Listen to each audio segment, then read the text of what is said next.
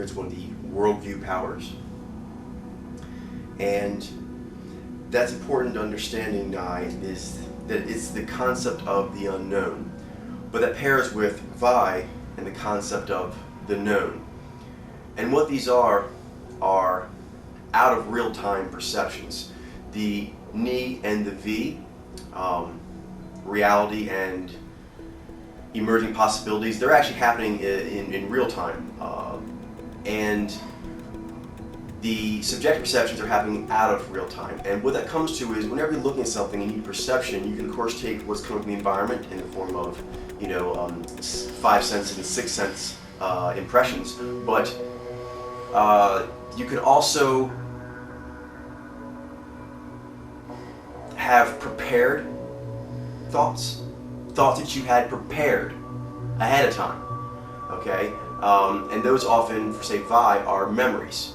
They are prepared ahead of time, so even though you're having real-time perceptions, there's other previously recorded perceptions, for lack of a better term, that are kind of like putting their voice in as well. There's another kind of out-of-time, real-time perception, which is guesswork.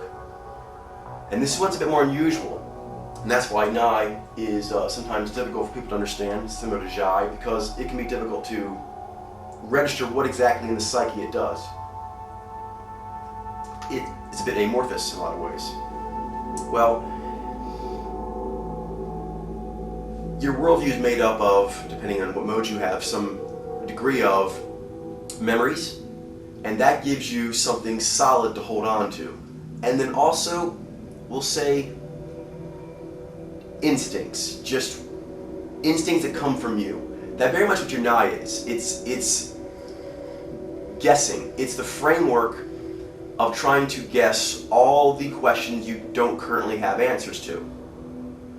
And it is the framework where all your current guesses are at.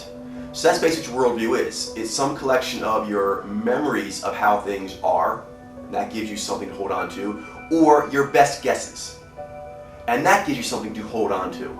So I'm literally using the word hold because it's a perception power. It has movement to it. So these are constantly feeding. So maybe that's a better word. It feeds you. You can be fed perceptions by the environment, or you can be fed them by the psyche. So Nai is fed from the psyche to you.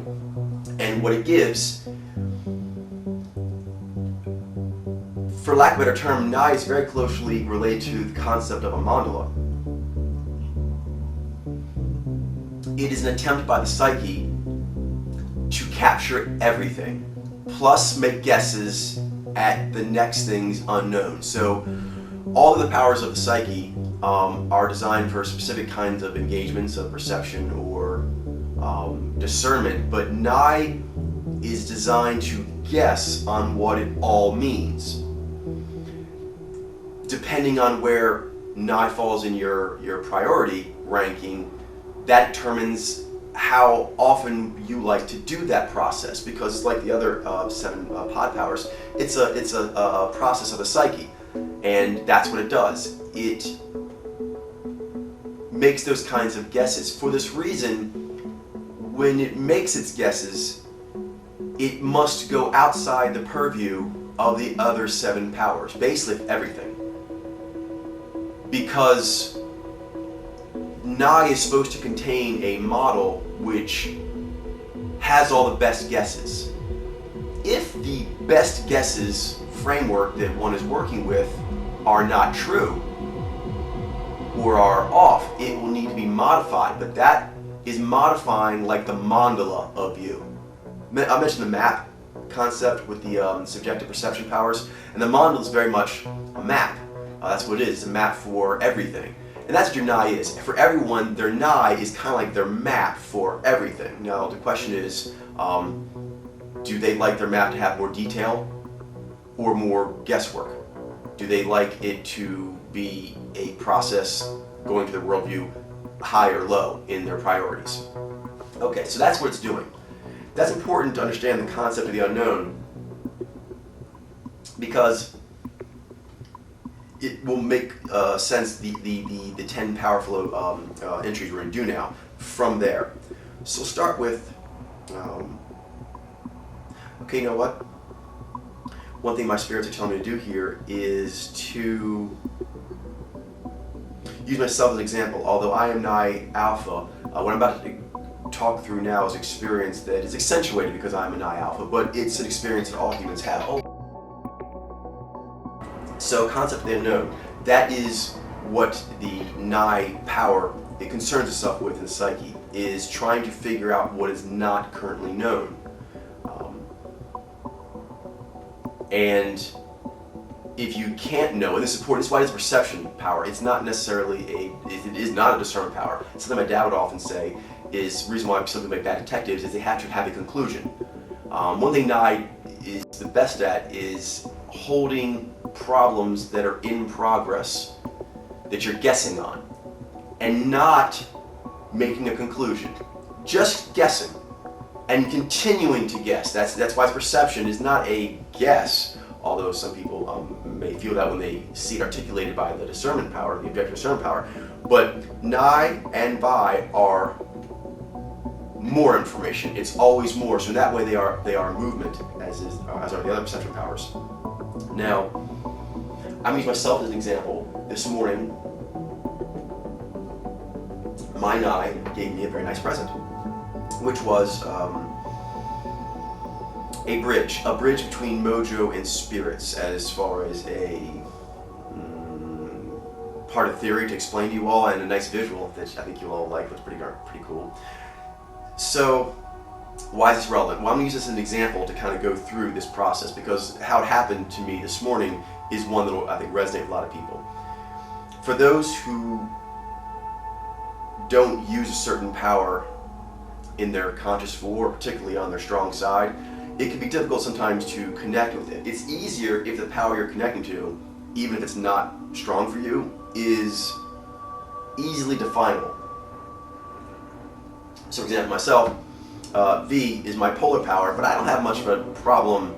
I mean, I don't like doing it, obviously, but I don't have much of a problem knowing what it is I'm supposed to do, because V is fairly self-evident. And you try to jump over a chair and you don't do it and you fall down. It's like, okay, I didn't do that right. It's you know what I mean? And you know what you're trying to do. I try to jump over the chair and I didn't do it. I fell. So things like that are more easy to define. Nai can be a little more difficult. So I'm going to use this example myself to help people understand. When I went to bed last night, I was working on Podlair issues and things I'm looking forward to, plans unfolding, as I always do. Now, when I did that, there were things that were working, a lot of them, I'm happy with the way things are going, and there were things that were, issues. I, of course, have them somewhat thought up, and I am operating, somewhat defined and prioritized, as everyone does. That's basically your Nai and your Vi together, which is what is everything, because that's like your everything information, the worldview model. And so that's kind of how you are able then to set the whole priorities of the psyche as far as game plan, because that's what the worldview is kind of concerned about. It's an agenda. So it has priorities in that agenda. This is different than, say, priorities here. For example, if you're a subjective discerner, your first priority, of course, is still here. But the worldview, when you do go in your left brain and think like, okay, in order to win or to get a flag forward, what would I do? Whenever you're thinking like that, that's the worldview. And Nai is particularly concerned about guessing with all assets of the psyche, where would be the best way to interpret the world and to approach it and to prioritize those approaches. When I went to bed, although my understanding of what I was trying to do with Podlair is advanced, it's not perfect. It can never be perfect. It can never be enough. You never have captured it. With Zai, you can never be perfect enough. With Nai, you can never know enough. So I went to bed knowing a lot more than I did the day before, but I still don't know enough. And for that reason, there are always flaws in the way you are looking at things in a global perspective. In a how am I going to approach this kind of way? So when I went to bed, as lots of people do, they have what they think are the most important priorities, and they often are mulling on them as they go to sleep. Okay, when you go to sleep, oftentimes this is where for a lot of people their nigh turns on, and for me it turns on very strongly there as well, is your system kind of does a full reboot. And oftentimes you have dreams, both pleasant or unpleasant, and they help to, kind of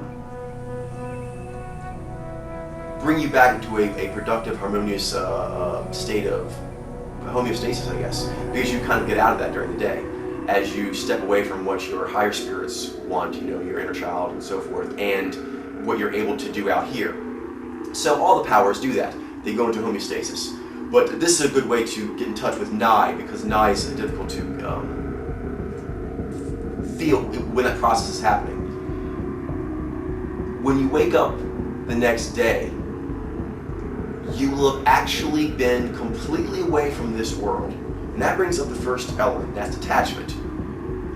For most people, this, if it's not high up there, it may be difficult to get more in touch with nigh, but it always happens when you go to sleep. You will detach from the world, and then you will reattach as you wake up. Okay.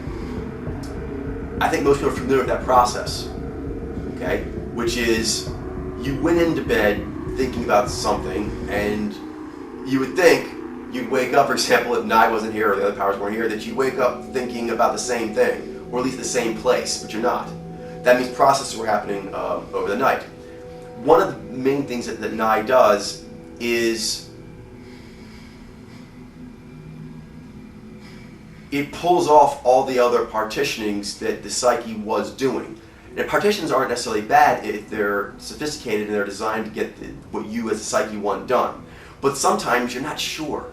And that's why often, for example, a good analogy here is you bring in an outside consultant to a firm. Do you know what I mean? You don't sometimes you're going to have to actually start from scratch. Now, that means going in a completely new direction, but it actually turns out that is where you needed to go. So, for example, this morning, I woke up and I had this new bridge. I now realize that that is what I needed to do. It was the next necessary step in the theory to tell you, my inner crew. However,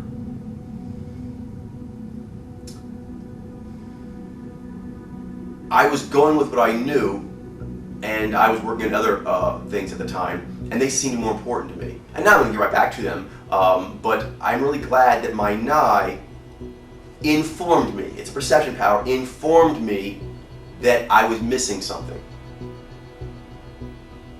In order to do that, one must detach from the world.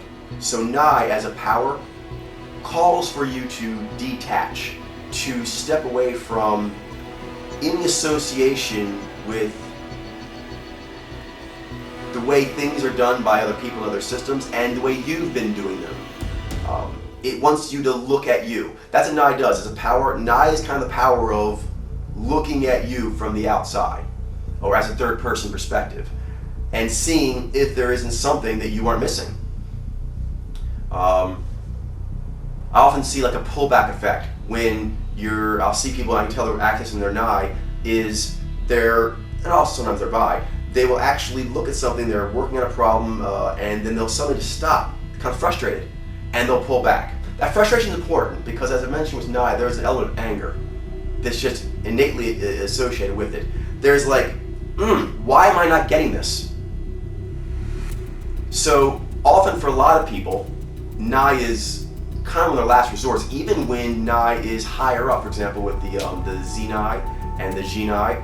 Nigh can often be deferred as a power by people, even if it's higher the priority, because the process seems unpleasant sometimes. But it's not, it's joyful once you get past that first part. And it starts right there, it's like binary. You're going to get a completely new vista of information, a completely new delivery of information, including all you've been working with plus more. You're going to allow your system to reboot. And if I had to give an analogy, that's the best thing to detachment. When in doubt with your computer, what do? Reboot. Nigh is like the ultimate psyche reboot button. That's what it is. If I had to put it in those terms, reboot, ego death, right? That's what it is. You're going to reboot now. And everyone can do that. They can reboot. So as soon as you reboot, that's a form of death. And this is what's interesting is you cannot have complete, unfettered birth of imagination and creativity and insightfulness as long as you are currently holding on to something. So first thing you do is you got to turn the computer off. Because it's probably holding on to some stuff it should. It needs to come back up fresh and then look at this problem we want to look at. So the first part of the power flow is attachment / call to imagine. One thing Nigh does, and this can make people feel a little weird, those who have it, for example, in their lower priority, even for those who have it higher, is it tickles you. The same way objective perception powers tickle you, so do these subjective perception powers. They tickle you to talk to them, to pay attention to them, to pay attention to the perceptions and impressions they want to feed to you. So when Nigh calls, it often feels like the call to reboot. The call to reboot is the same call to restart. Remember that. A reboot is a turn off, turn on. So the first part of the power flow is and back on. Detach and back on, and there you are. And when you come back on, you are completely empty, like a blank canvas for an artist, and you can start from scratch. For example, I'm writing something and I'm trying to figure it out, as I was this morning, and it turned out I need to draw it. That's often one thing that Nigh does is it takes you away from the way you're looking at something so that you can open up pools. Oftentimes there's pools of thought that are there to be opened up for you like vistas, but you simply can't because you have already attached yourself to certain clients. Like ideas are like clients, think of it that way, and you kind of attached yourself. So oftentimes in businesses, I'm sorry to spend a lot of time here, but I may spend less than some other ones, but I kind of set the scene here a bit. You often have to restart a company because, or even sometimes political parties will get completely destroyed and a new party will reemerge that has portions of that previous party, but also other things. And that's because that way of looking at things, that way of doing things, it's the antithesis of action unknown. That's been done too much. We know we must do something else.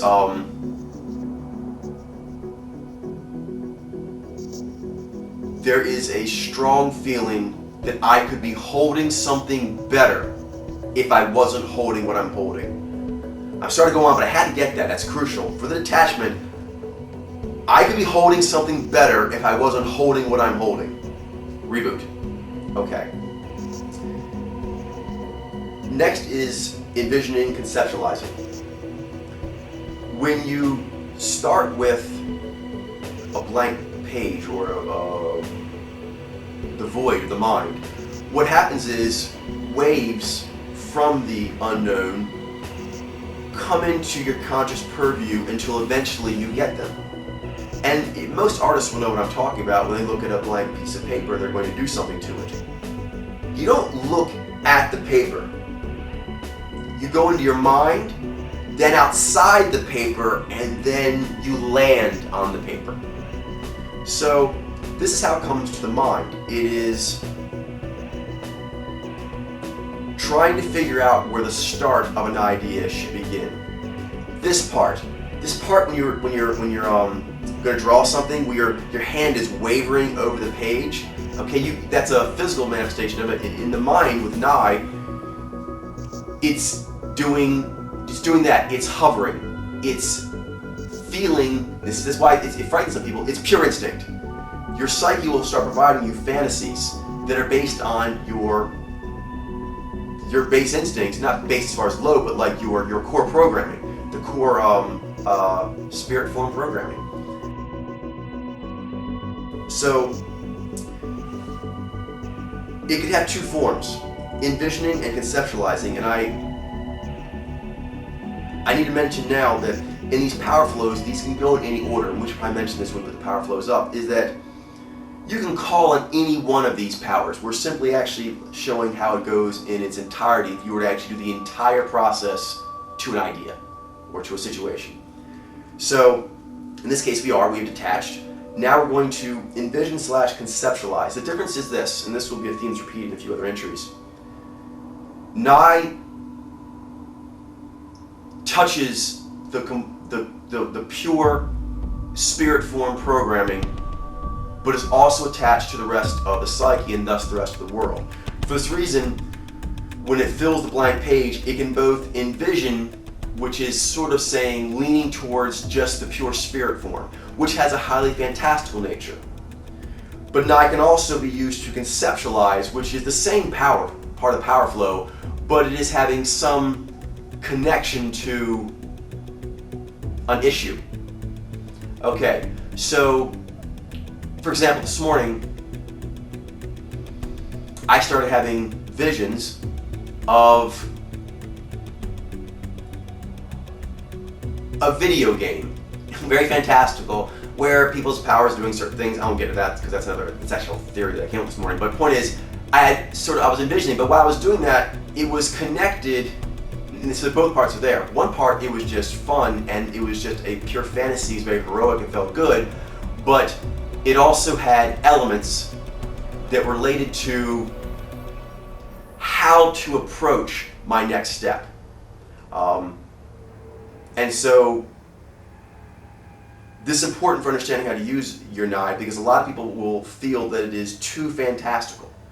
And that's because they just feel the visions and they don't know that you can actually touch it in that state, and the visions can then touch your other powers, and if you're good, you can actually touch it to actual stimulus in the environment. In which case, this power, the envisioning, envisions over the environment or envisions over the rest of the pod powers, and then it becomes more of a conceptualizing, which is putting to form for the other powers to understand. So it can put to form for your just amusement, envisioning, and visions are just usually just very compelling. But if you touch it and consciously access it, and this is easier for those who have it higher in their hierarchy, they have more power to do sophisticated things with it. But this is one thing you can do for everyone is, if you're envisioning, is you can touch it to things you want to know about in your real life, or other problem solving or processes that the psyche is doing from other pod powers. You can envision on them. Okay. And this goes under for the nigh, the innate state. So the innate state is this is a call to imagine. The call to imagine is a desire to detach. They're the same thing. Call to imagine, desire to detach. Desire to detach, call to imagine. That is the innate state of the nigh power. It wants to do that, and it pulls or speaks. We'll say speaks because it's perception and discernments, but it speaks to the other powers on that issue. It, for the psyche, puts forward that cause. Kind of like lobbying. It lobbies the psyche to detach and to imagine. It also wants to do that because it feels it could get something better. Remember, hold something better. If you let go of what you're holding, it can envision and conceptualize, and it can. You do have that power. Everyone has that power. Nigh has that power. The power to purely create very smart stuff coming from the spirit form program. We're talking like pure perfection spirit form stuff. It can do that for problems, for things on your mind. It makes it very fantastical because whether you know it or not, that's on your mind. That's why it can seem very much like envisioning fantastical if one doesn't understand that part about it. Number 3. Why does it want to do that? Why does it want to detach, and why does it want to envision or conceptualize something? And that is because the innate state, it wants to synthesize and synergize. It wants to remove paradoxes. Always there are things we don't know that have effects on our life, on our psyche, and we don't understand what they are. Nigh is obsessed about that. In the psyche, that's its job, is to figure out what are these things that affect us that we don't know why they affect us. Or what way is it? What is happening? What is it that is happening to us? Because there are always going to be mysteries that are things in your life or in your psyche that are happening that you don't know why they're happening. So that's what nigh does. If you stop your current thinking, full stop, detach. When you pause, you don't pause. That's the crucial element with Nai. A lot of people feel this, is if you actually pause the thought, you'll actually have other thoughts coming from the psyche which are smarter than the thoughts you're currently having. They are more inclusive, they have more material, they include all the material you have now, plus unconscious material. So that will take away things that seem to be disconnected, disjointed, unrelated, separate pools of dynamics and perceptions that sort of touch one another but are not really directly related or intertwined. And that's not true. They all are. The only question is how much of that can we understand? So the innate state of an I is to want to detach. It tells you, the apparatus, and it tells the other powers, come on, let's attach. That's its remember the concept of the unknown? That's what's on its mind, the unknown. It's always on Nai's mind. The unknown, the unknown, the unknown, and why don't we know the unknown? Because when we do, we would get, which it's really interested in, synthesis. To where Nai can chill out for a bit. That's what it wants to chill out, is so that all the things the other pod powers are doing and the relationships to the outer world and to the spheres within, it all makes sense. It all actually falls under one mandala. No matter how long or how great a mandala is, and this is why with the pod, their mandala, there's the ritual requirements and the energy evolution, because no matter how good a mandala is, it can never stay in its form because it's going to keep getting new information. So that's why there has to be a release valve for that. Because, for example, like with the MMORPG, we don't really know exactly what the players are going to want to do 5-10 years into playing this, this game. So we have to allow in the technology that expansion. And so the humans are built like this. You're built with the ability to expand your mandala. That's what Nai does. It holds the mandala, but it's actually supposed to expand the mandala. That's what it's supposed to do. Because when you expand, things that seem to not make sense with a greater purview, it does make sense. That makes sense now. And that's what Nai wants. Nai wants the unknown to be known. So of course it can never be satisfied, just like all the pod powers can never be satisfied. Hence why they have to be prioritized. They can never be equal in priority or ranking, because that would be a big problem, because all pod powers are supremely devoted and the best at it, promoting their cause in the psyche and in the world. Okay, so that's what Nai does for the psyche. What does that lend the psyche? Because that's what it does. It gives a point of view, being a perception power.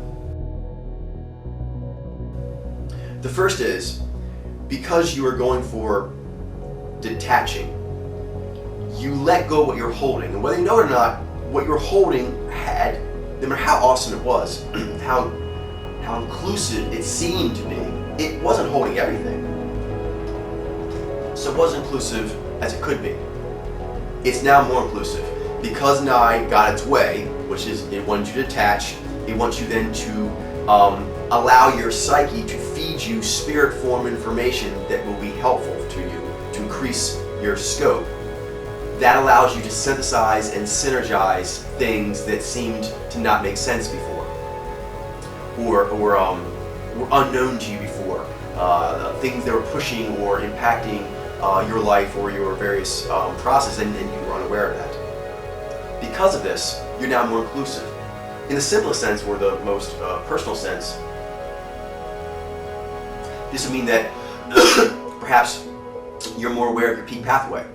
That's a form of inclusiveness. It allows you to be more inclusive of all your powers. Perhaps you were holding on to an idea of yourself that was an idea of yourself that really didn't capture the full glory of your peak pathway. And you can never capture the glory of your peak pathway enough. So let's start there. Just yourself, you have to deny on yourself a lot because you'll become too attached to a certain way of using your peak pathway. And since there's nearly infinite ways to use your peak pathway, at some point you should, kind of like overhaul the whole engine. You should actually, let's go just see what this thing can do from scratch and not be associated with the way our company has been run before. Maybe there's completely different media or product outlets that we haven't considered but are totally available to us and would interest our clients, or clients that we don't have yet but could easily be our clients. That's what Nye kind of considers. And so here's sort of like, well, we could be doing all kinds of maneuvers with our configuration if we looked at our configuration in a different way, if we conceived of it in a different way. We then include more of what it can do. Okay, this can be used tonight also outwardly to outer systems or outer people dynamics, so that the understanding of what's going on is greater. For example, if you are looking at a culture and through a certain way of looking at it, you understand the dynamics of, older people do certain work and younger people do certain work and middle-aged people do certain work. Well, okay, that's some understanding, and that does work. That's a worldview. You can go with that. But what about the fact that they're man or woman? What about their mojos? What about gay or straight? What about a whole host of other factors that could affect their talent level or their talent type? Nye does that, and once you can do it, you now have a more inclusive way of say, assessing your HR. Let's say that you are looking at your business from the inside, and so from the inside, you run a car company. But from the outside, maybe you're actually running an assembly shop that is used for cars. That's how Nye would look at it. Inside the assembly shop for cars, it's a car shop. But from outside, maybe it's one of a variety of assembly shops. You could then maybe retrograde it or update or configure it to produce something else. This is done all the time. You could take what a company was using its facilities to produce and actually take it and use as part of another company that's bigger and has all this other stuff. It's now not its own company, it's within this greater conglomerate.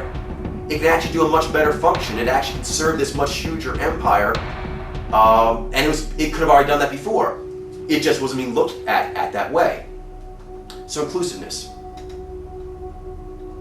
So with that comes perspective shifting. This is still the fourth one.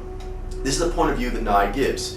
It gives the ability to come from a larger scope of qualities and attributes that are being considered in any kind of equation, and because of the detachment and the increasedness, there is the ability to move about in this model, this larger model that's been created that includes more data. There can be a shifting around in the model, touching it, and as one touches the model, seeing the information on the inside of the model from that point of view. So imagine like an orb that's hollow. The outer skin of the orb is the Nye understanding. It encompasses all that's within.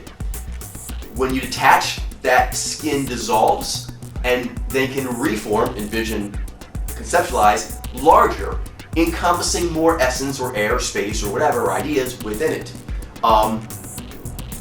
Those things were already touching, but when the sphere was smaller, things were happening outside the sphere that were unknown, so they seemed like it didn't make sense. When the sphere enlarged around it and captured that data, those dynamics, synthesis, synergy happens. Oh, it does make sense now that the scope is larger.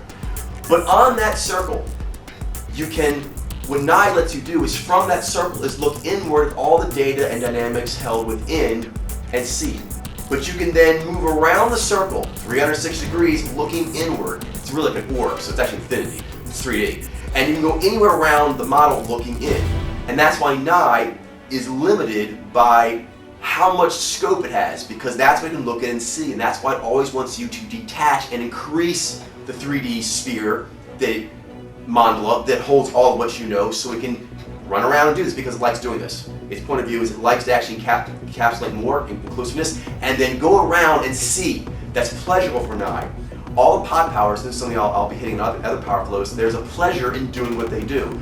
So if you want to activate your power, it's kind of a pet. You have to know how to feed it what it likes to do. Nye likes to get more information than before and then go around it, surfing it. Is surfing the perspectives, shifting the perspectives, and seeing, okay, now that this model is this large, this view is this large, there are all these new viewpoints, and there's a desire to kind of teleport to these different like mountaintops and look. Now that you've increased, imagine that you were looking at things from on top, on the ground, and then you actually are able to go up to like plane height. Well, there's a desire now to fly all around the Earth and see things from plane height. That's perspective shifting. Once you have the ability, you know what? Let's look at it from satellites. That's like detached from planes, and let's go satellites. Let's envision things from there. It's more inclusive. You're now seeing the Earth plus atmosphere, plus yada yada, and there's a desire to do what? Go all around the Earth and see things from these new perspectives that are now open to you. So that's what Nye wants to do. It's just hungry to do that in the psyche. Next, because of this, number 5, point of view, meaningful insight, seeing the angles.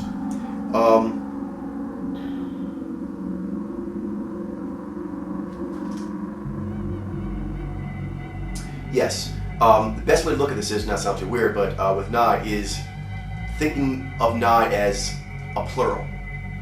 And one thing Mike Smith says is sort of like Nye is we are many people or many systems looking at something. Because of the inclusiveness of so many different dynamics and data pools, and the desire to then go around it and shift perspectives, oftentimes people don't understand something because not only did they not include enough, but they're on one perspective. And so they're only seeing into that from there. And sometimes kind of like looking at things out in here in the world, you can see shadows and maybe it looks like a person. Oh, no, it's not a person, it's a bush. You didn't even have that data within your scope, but looking at it from that vantage point, it looked like something it wasn't, or something that didn't make sense to you. And you move your head a little bit, the light turns a little bit, oh, it's a bush, or oh, it is a person, or oh, it's a car. Does that make sense? You turn off from where it was a little too shadowy to look at it. The perspective shifting of Nye lets you do that very easily. So you're looking at something that doesn't make sense. I could, of course, in the beginning detach and try to get a bigger vista view overall, a higher vista view, but maybe that's not it. I may also just need to shift which mountaintop I'm looking down from. Because really, to really see something in your full inclusive model, you'd want to shift around and see from at least several angles to kind of like, triangulate, much more than that, but you want to actually like have multiple perspectives viewing in, and if they all perspective in from that outer 3D orb skin, and from multiple shifts around that orb looking inward, they all make sense, the chances of that being truth are very high. If when going around they're not, more than likely probably going to detach again. So if you've detached and you've filled up and then you synergize what was in there and now you're shifting around to see what's in there, and when you do, some stuff still doesn't make sense, probably you may have to detach again. But often, after the attachment and the increasement, shifting around allows so many new vantage points that you have a lot of new truths that arrive. Okay, so again, this can be more fantastical or more applicable, not applicable, but more like concrete, depending on how you connect this aspect, this part of the power flow, because everything connects inward and outward more. Meaningful insight can just be for yourself. It can be things you are working on, and now that you can shift around better, you can, inside, for example, you shift perspectives of, let me look at this problem more from my G's point of view. Let me look at it more from my V's point of view. Let me look at it more from my Z's point of view. That's actually like shifting the side, and that gives a lot of meaningful insight. If I look at my problems or my things I'm working on from those multiple perspectives, that will give me more meaningful insight. Because it's like one person wasn't giving the information, it's like a whole consulting team was giving information with different vantage points that they're looking from, and that's really valuable to have, and I can do that. Seeing the angles. This has a lot to do, and more the external application of it when Nye is connecting to, say, something you're doing out here, is seeing that you are touching this outer thing from your perspective. So in the context of, say, an outer engagement, the orb, the 3D orb of everything, is actually taking place out here. In the cosmos or this environment, whatever it is. And so I am actually touching the truth from my vantage point, the center. And everyone else involved, including weather and animals and whatever, they're also touching the truth here. Seeing the angles allows you to shift around the skin of the model I mentioned before, but not necessarily an inner model. You can do it out here, in which case you're trying to see what the other people or other systems involved in the totality, what they're seeing. That can be great for making friends, helping people out by knowing what they need, and also taking care of enemies by seeing what they want, what they need. Exactly. You always want to know what people want, need, and are afraid of, and to know that you have to know how they see things, how they see the entirety, both in their head and out here. And those are kind of two major ones you can think of. Okay. Because of this, and this goes again to the point of view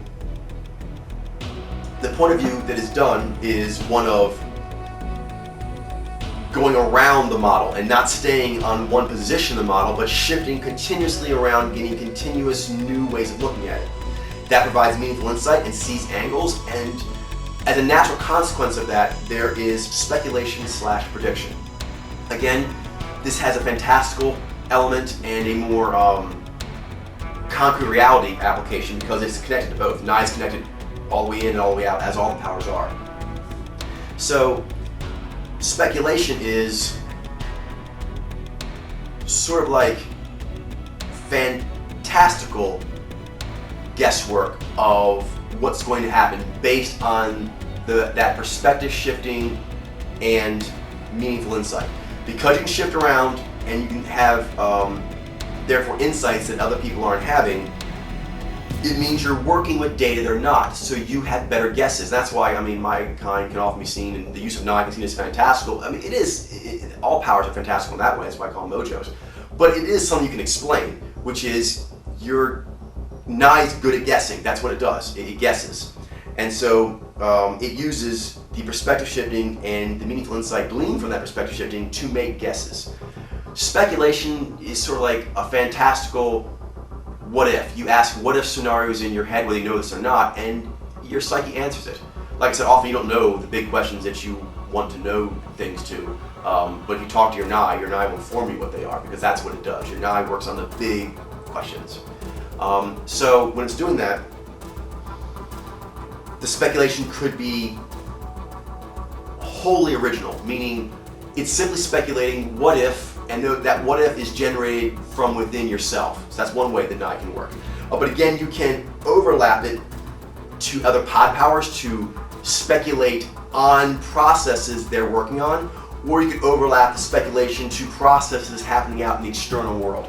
When the speculation takes that quality, it then becomes prediction, because you've taken the speculative quality, and instead of working on a completely original problem, you can do that. You can use the guessing power, that's what I call it, the sixth entry, the guessing part, which your psyche just wants to do. Nye wants to guess. Wants to guess at the unknown questions. It speculates on open vistas. On open vista, it says, ooh, what if this happened? That's purely original. That's what Nye is known for, extreme originality, and that's where it comes from right there. Speculation is just guessing on a blank canvas. But you can guess on a canvas that has things going on already. So you can guess on a system that's in action. You can guess on a people dynamic that's in action. And when the speculation or guesswork is done that way, it takes the quality of prediction, because you're guessing on something that other people are looking at, and you can actually know whether you're right or wrong. That's the only real difference. Pure speculation, like absolute pure speculation, is very fantastical, so really it has a strong artistic quality to it, because you're guessing about what should I do with a blank canvas. So really there's no wrong answer to that. But the power can be used on things where there are a right or wrong answer, like I think in 10 years that company's going to do really well, and then 10 years later they do well or don't do well. So that's the only real difference is how you apply the power. I guess there's that for the speculation too, but then the only thing is do your spirits like what you did? When you guess on the blank canvas, do they like the guess? So there is still a right and wrong there too, but it's not predicated on anything else that the world has to offer. But the guessing can be used on things that only your spirits are concerned about, things that your pod power is concerned about, things that other people in the world and systems are concerned about. Okay. So the innate state, we talked about what Nye wants to do, what it lobbies in the psyche to have happen. And the importance, synergy of that happening. So that's what it's lobbying. All the pod powers, their innate state or constant qualities, that's kind of their lobbying position. Okay. So, point of view, when you pay attention to that lobbying position, the psyche, the Nye lobbying position, then you get that point of view. So you pay attention to that lobbying position, then you'll start getting perspective shifting, meaningful insight, and speculations. That'll happen if you pay attention to that lobbyist. When you get that point of view, so first pay attention to the lobbyist, then you get the point of view, and then movement. This movement, as all perception powers are, because they are taking you to new vistas. All perception powers take you to new vistas. With Nye and Vi, those are inner vistas, so the movement is an inner movement. So imagine there's terrain out here of visceral stimulus and also possibility, but it's a terrain out here. It is actually in the external world. Whereas there's a terrain inside of the psyche, and that's the purview of Vi and Nye. So what is the movement? Movement is sort of like what can be done, what can be followed. There's very much a following a scent with all the perception powers when they're doing their movement thing. Okay, so what is the scent that can be followed now? First, number 7, is long-range planning, global modeling. Okay, so we're very much talking now about the detachment, envisioning, and synthesizing is very much inner. It's like the beginning core of Nye. And then, as it goes out to the point of view is related to everything it touches. And then the movement is related to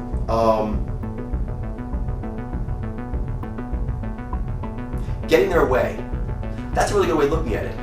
Is actually if they lobbied and then you saw their point of view and you basically give them a green light. If you gave them a green light, what would the power do?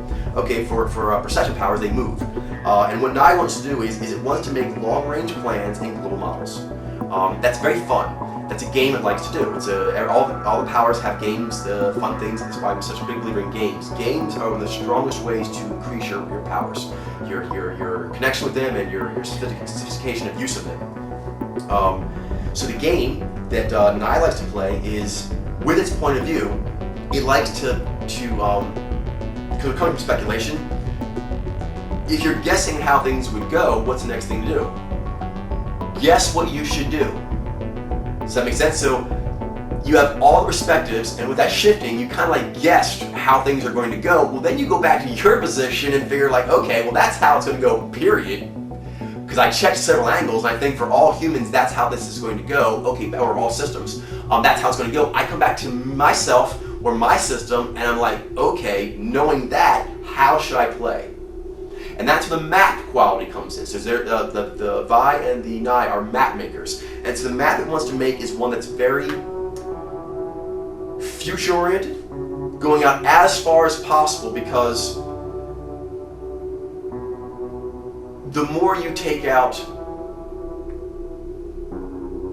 perceived paradoxes, the more the truth rolls out.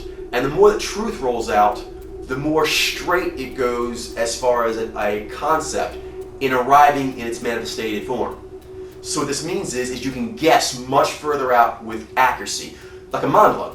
The truer a mandala is, kind of like a bat signal, the more clear everything projected out from it gets. Everything gets more fuzzy as it goes further out. Since Nye is focusing on the actual model that everything is looked from, the lens, the thing everything gets projected through, since its job is to kind of clean that lens, kind of like the big power telescopes. Keep making the lens bigger, keep making it cleaner. So you can do what? See farther. Long-range planning. The further out you can see things, the better decision-making on a large scale you can make. And that's why it's long-range planning and global modeling. So the most factors thought in, tracked out the furthest. And one thing is micro to macro. Nye naturally thinks in micro to macro because truth is like a prism of purity. And anything passed through it, there should be no distortion. That's crucial. And so a way to check that prism is to have a micro version of the power going through it and a macro version. And if you can stretch the micro and the macro and the truth does not distort, that's powerful. And that's what Nye likes to plan on. It likes to plan on the most inclusive understanding of factors, global modeling, and the most inclusive trending from as far back in time as possible to as far in the future as possible. That's a game it likes to play, and it takes pleasure when it feels it's achieved that. All the powers have a desire to do something. There's a pleasure in the doing of it, and then there's a pleasure in after being done, a pleased with themselves feeling. All the pod powers, they're like spirits themselves. They get pleased with themselves. So, that. Next. Once that pulling out happens all the way to macro and all the way down to micro, both in time and in size. Those are two things. That's why it says it's long-range planning and global modeling. Micro to macro in time and space. Straight up. Time and space, micro to macro. Infinity. If that lines up, that is like the golden frickin' tunnel. You can't go wrong there because that's just what natural law says. It's what truth says. Now, you can of course be wrong. There's always some distortion. You have to keep checking your lens. But that is your best guess.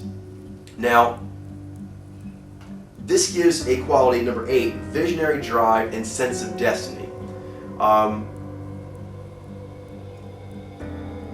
going to relate the Vine here just briefly because it's very relevant here. They have something similar which is called historic roots and sense of tradition.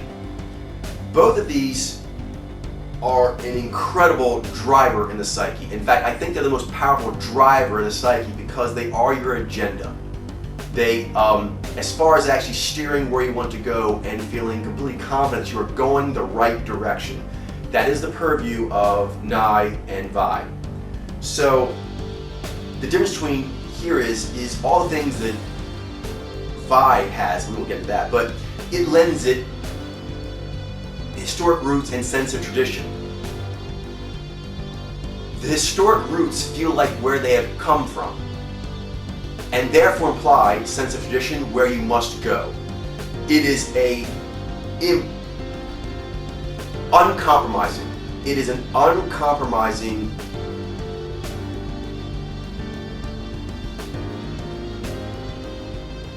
direction based on the best understanding you have. And that's what Nye and Vi do, is they're the worldview map, and they are either through memory or through speculation, they are your best understanding, and so that's the way you're going to go. So those powers relate there. The visionary drive / sense of destiny, that's the way you're going to go. Relates to historic roots / sense of tradition, that's the way you're going to go. And so they share that component. The reason why it comes across as visionary drive is in that prism analogy. Vi does a similar thing of this. The difference is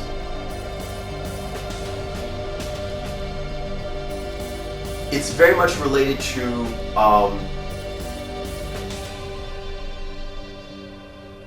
things that there are direct memory of, an exact memory. So it's less the concept of it than the actual example of it. And that's an important difference. For this reason, the things pushing behind Nye through that micro to macro spectrum, and for Vi, it's not really micro to macro, it's something else, but they come from the past going forward, how we're going to steer the future, is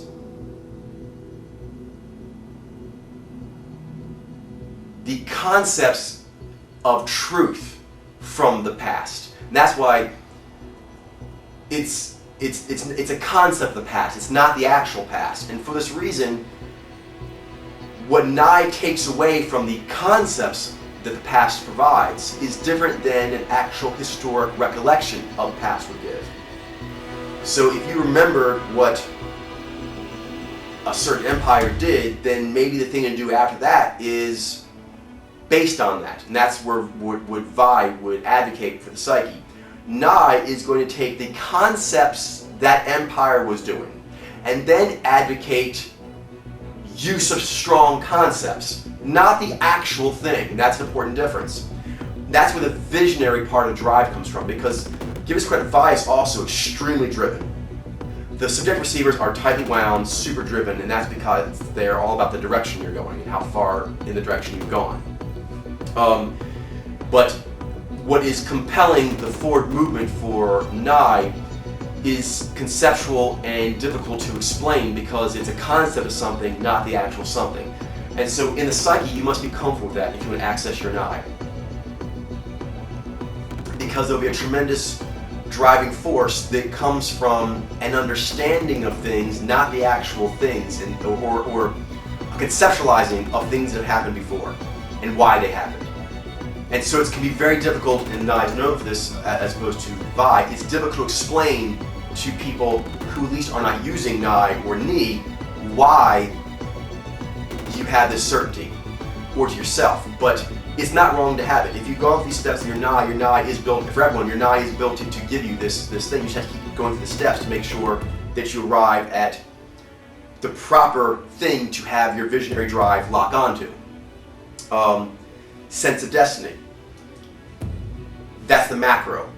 It's sort of like an increased version of the long-range planning and the speculation. You basically feel that it's going to happen. That simply walking in the steps of this pathway will take you to where you're supposed to go as far as position or understanding or whatever. And the Nai will lobby for that in the psyche.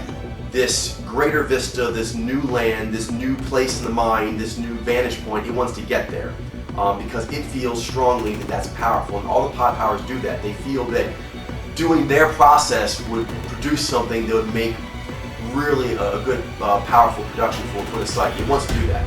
So that's what Nai wants to do. It wants to take us where greatness. I mentioned before, Nai is very concerned. I was trying to find the right word. That's what it is, the sense of destiny. Nai innately feels there's something beyond your current purview that you could or should be doing. Your destiny, your greater calling. Nai is very concerned about what your greater calling would be, and it wants to guess at what that is. So all this guesswork in the end is, why would you guess? What's the point of doing this? Is to understand you and what you're supposed to be doing with your life, your existence, your everything. And so that's what it does. Now, once you feel you know that, what Nai then gives the psyche is independence of mind / secretive.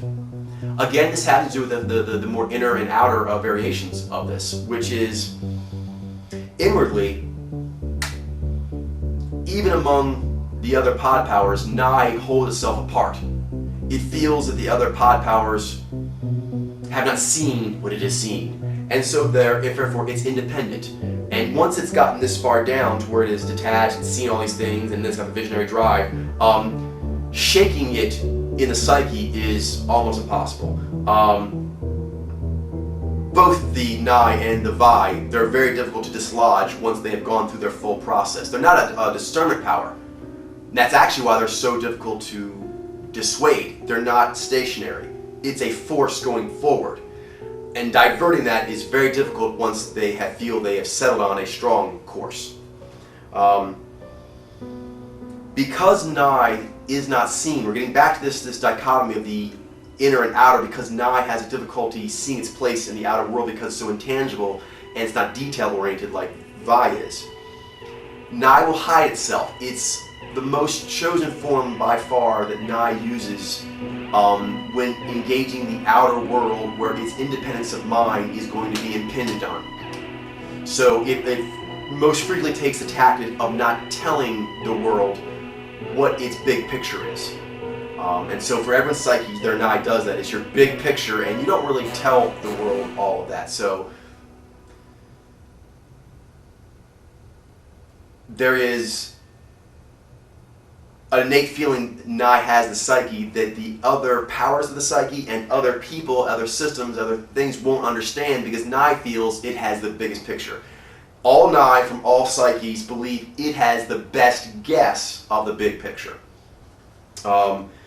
If you are a subordinate in a company and you feel you have the best guess, and you can't say, or I mean, but you're not in power, you don't bring it out to have it ridiculed. Nye does not like that at all, so it will be secretive. It will hide itself until it can get its way, because it doesn't want to hear negative input that could shake it when it feels that it has the right answer. So being shaken just because people are shaking you seems foolish to Nye.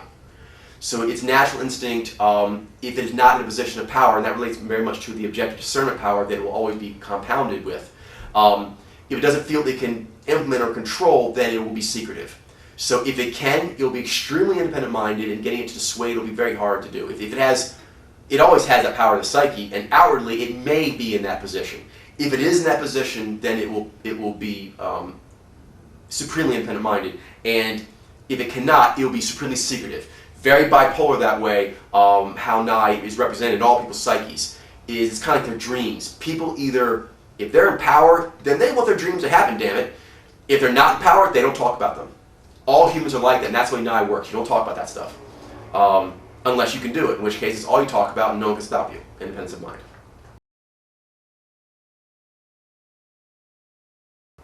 Okay, so now we talked about the innate state, kind of what it lobbies for. We talked about the point of view, what happens when you agree to its lobbying. You go, okay, let's check it out, what you're talking about. And then the movement it gives you. This all fits under a overarching theme, which is proactive theorizing and abductive reasoning. And these sound kind of techy, but they're not that complex once you understood what I've already said so far. It's more understanding about how this affects the psyche and the character of a person overall. Nye is proactive theorizing, and what this means is it tries to guess at things. There's another power that also does a lot of theorizing, guessing, and that is Xi. The difference is when you come at a problem, you can figure that what's missing is an understanding of what we're looking at. We're not understanding it well enough. And Xi often comes to things like people, they're not being precise enough or whatever. So within the sphere, the inside of the sphere is not, the data held within it is not being touched correctly. Okay, that is one way of doing it. But another way is not enough information is included. That's the reason why we don't understand. And that is what proactive theorizing does. It's guessing about what we don't know. It's an assumption. That's important. The assumption is we don't know, hence the concept of the unknown. So the overall assumption that Nye does, so if we sum it all up, we're now going to talk about the officer of Nye. That's what Nye does in your psyche. Proactive theorizing uses all these powers to continuously guess about what we don't know. What are we missing? Because we're missing something. That's the assumption. We are missing something, and we have to figure out what it is. And so we theorize about what could be added. And this is very important. This is where it gets into the, this we're talking about abductive reasoning. What could be added to the puzzle in order to understand it? Added. Not moved around. Added. This is something my father taught me about detective work. It's a very good lesson. He said sometimes he's working on a case and there just was nothing to go on. And if you kept looking at the information to go on, he says you become defeated because there's nothing there. And he said a lot of detectives would break on that. He said different detectives, they give up on certain things. My dad told me that being interrogated defensively or investigating outwardly, he says they're really a question of will and endurance. It's true. Will, endurance, hunger. How do you keep it going when the data doesn't give you anything to go on? Well, the technique he developed, and it's a really very high level one, is now you have to make sure you don't become fantastical with this. I mean, of course, there's that danger. Nye is very, very original, fantastical, creative. However, it's also extremely insightful. It's the most fantastic, creative, blah, blah, but it's also most insightful. So it has very real world applications. And one that you'll see this, my dad's analogy is, in those cases, other people would just stop. They could no longer continue to work on the case because there's just nothing to play with. There's nothing to do with it. Make something up. Not make up something fantastical, make up a likely scenario. If there's nothing that's definitive, make up likely scenarios and investigate them. This is where it's proactive theorizing. That's adding made-up material to a case. That's important. That's what abductive reasoning does. It tries to guess what's outside that you're seeing. Now, Zai is built differently. That would actually seem wrong to Zai because you're adding to the pool. That could be clouding it. But sometimes adding to the pool doesn't cloud it. It actually increases the pool size to a more appropriate size. So, my dad would say data point A and B. Doesn't really say anything. I'm going to guess that it's C. And working with the assumption that it's C, which is completely made up, does it flow? Why Probably could have flowed better another way. What's that? Another guess. Let's make up another reason why the case is this. It's the person's guilty or not guilty. Let's say it's this. And keep guessing. Over time, what happens is it forces the psyche to do perspective shifting that naturally wouldn't be able to do on data points A and B.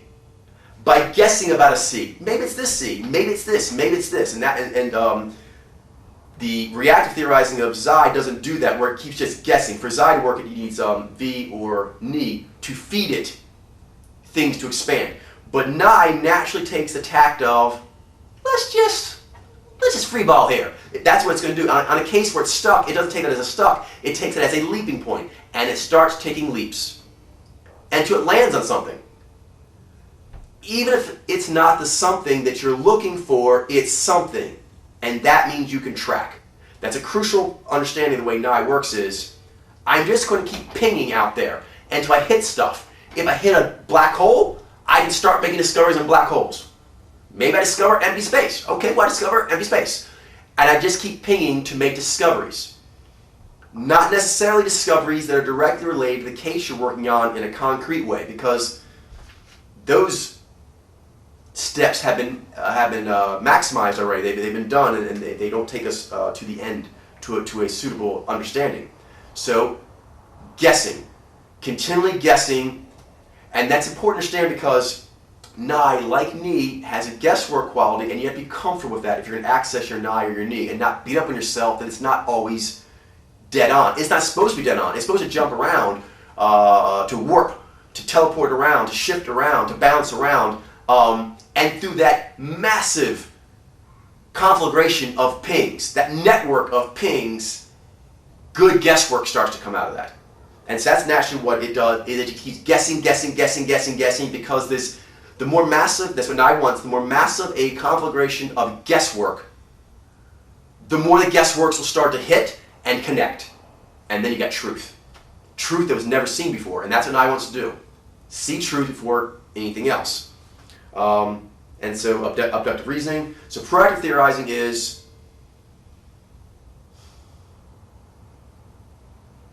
opening a case up that's already closed, or starting a case that no one said needed to be started.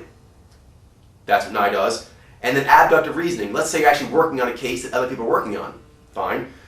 The other way you can look at, because I said that's sort of like just you, and there's now working on other people's stuff, or other things that people are, or the world are, it's more collaborative, the engagement, is abductive reasoning, which is sort of like, we're looking at this all together.